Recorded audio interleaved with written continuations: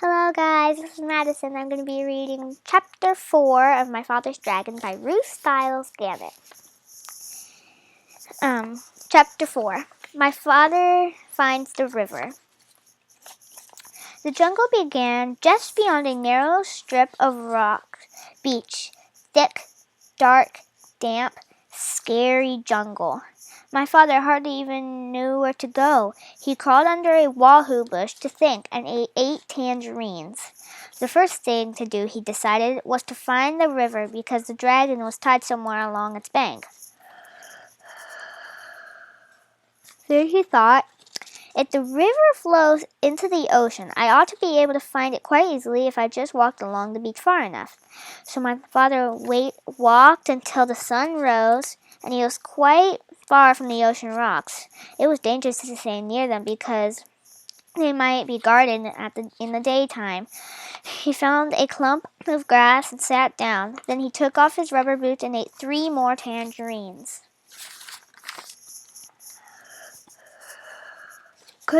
He could have eaten 12, but he hadn't seen any tangerines on this island, and he could not risk of running out of something to eat.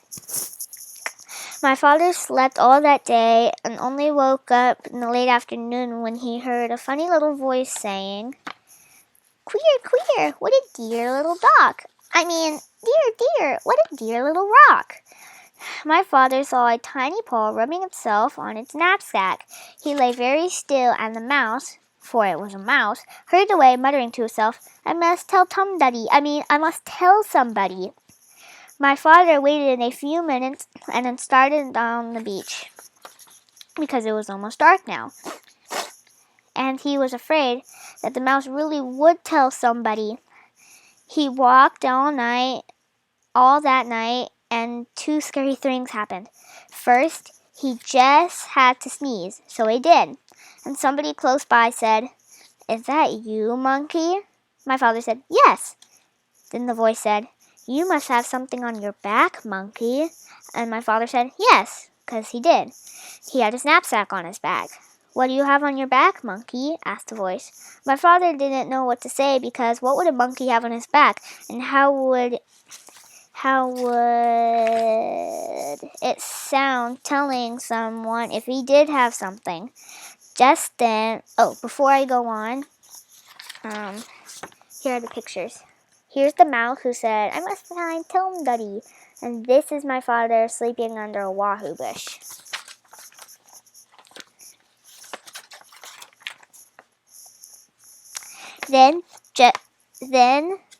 Just then, another voice said, I bet you're taking your sick grandmother to the doctor's. My father said, yes, and hurried on. Quite by accident, he found out later that he'd been talking to a pair of tortoises. The second thing that happened was that he nearly walked right between 2 wild boars who were talking in low, solemn whispers. Here's a picture of the 2 boars. If you look carefully, there's my father's head peeping out of the bushes. Looks kind of funny. Here are the 2 boars. Sorry, his face is kind of squished.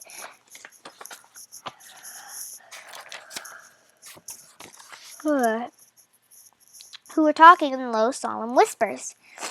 When he first saw the dark shapes, he thought they were boulders. Just in time, he heard one of them say, there are 3 signs of a recent invasion. First, fresh tangerine peels were found under the wahoo bush near the ocean rocks. Second, a mouse reported an extraordinary rock some distance from the ocean rocks,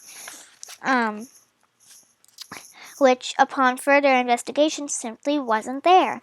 However, more fresh tangerine peels are found in the same spot, which is the 3rd sign of invasion.